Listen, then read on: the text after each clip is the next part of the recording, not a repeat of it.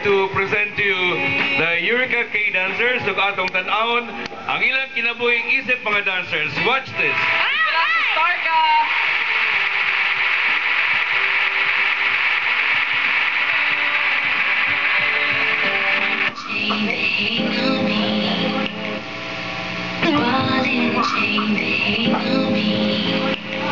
Oh, dyan na pala kayo!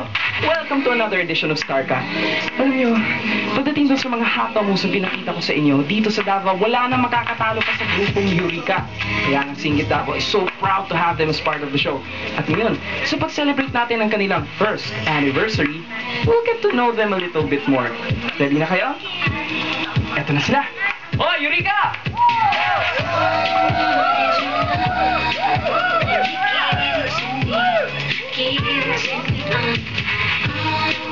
Alang sa nakaila sa grupo nga Eureka, makaingon gyud nga dili sila basta-basta kay aduna sila daghang talento o abilidad. Adunay uban kanila nga kusog magpakatawa, ang uban lingawon ka sa pag-magic nila ug ang labaw sa tanan ang ilang abilidad sa pagsayaw. Kung tan-awon ninyo sila mag-perform, basin baya og makalimot mo ginhawa sa sobra nilang muhataw. Pero bago tayo magwala, let us put the limelight on them and try to know things about this amazing dance group. Sino-sino ba ang bumubuo ng Eureka? Hi, I'm Roy. And I'm Ray. Ako si Junjun. I'm Armel. And I'm Arlex.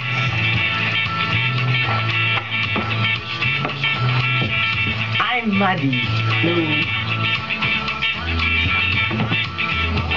I'm Joey.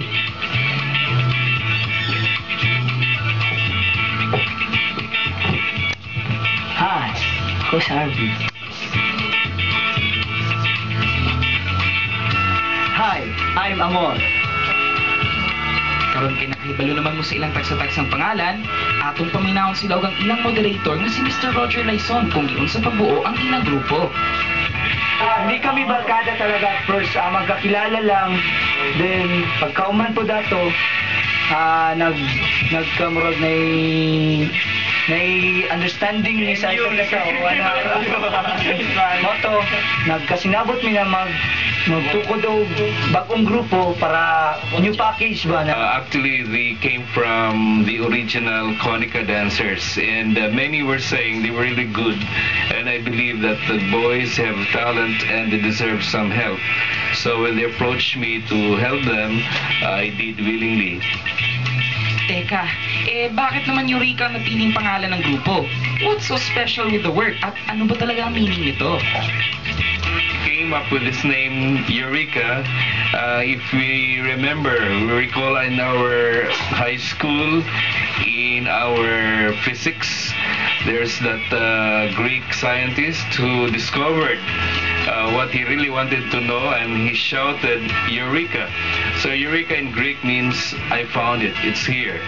So they're here and they're back.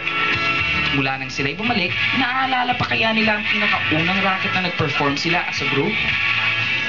direct bam. Parating tayo kinukuha, di ba? Yung tinulungan kami, lahat-lahat. Hindi sa kanya, wala siguro kami dito sa GMA.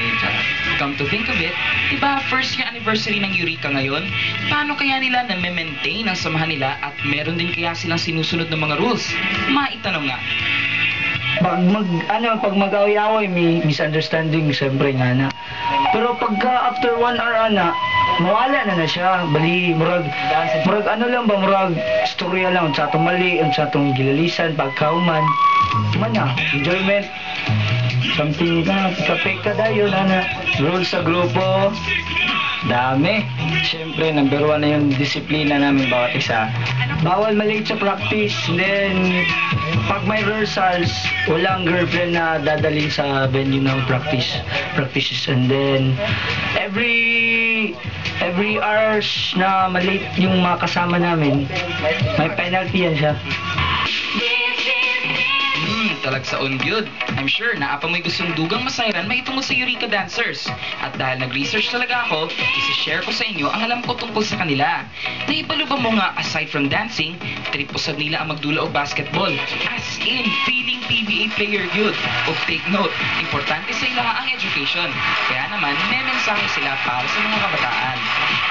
Message, stay out of drugs. Put in your mind sports. Yes to dance. At ano naman kaya ang gustong iparating ng kanilang moderator ngayong first anniversary nila as a group?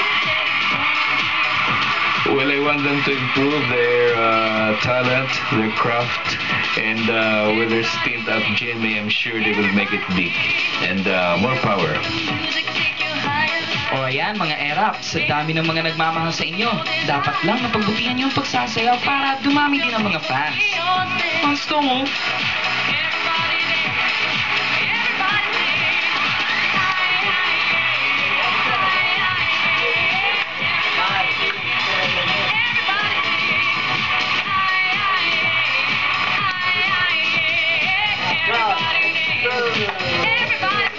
Diba? Kahit sa pagtuturo talagang napakagaling nila. Buti na lang na-invento ni Archimedes yung salitang Eureka, which means I finally found it. At kahit kami dito sa Singit Davao, we believe that we finally found the perfect group to dance for the show.